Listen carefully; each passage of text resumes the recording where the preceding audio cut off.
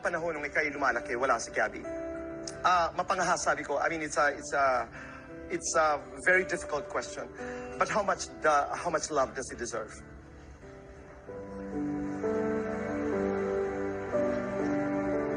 I don't count.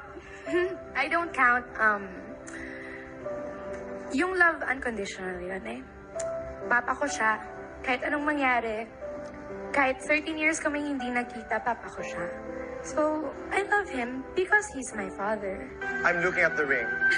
Ano yan? I mean, what is the story behind the ring? Is that something that was given to you by... This is isang gabi, actually morning na, biglang may pumasok sa kwarto ko, natutulog ako that time. And akala ko pa naginip kasi parang may nagsasalita na ganito, ganyan, ganyan, ganyan. Kahit anong gawin mo, itago mo yan, huwag mong wawalain. And then bigla, meant ako na nandito ako ngayon, meant to be.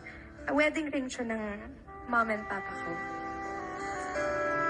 1984. Natutulog raw si Casey nang ibigay sa kanya ng isang malapit sa puso niya ang sing-sing na ito na walang iba kundi ang kanyang sariling ina.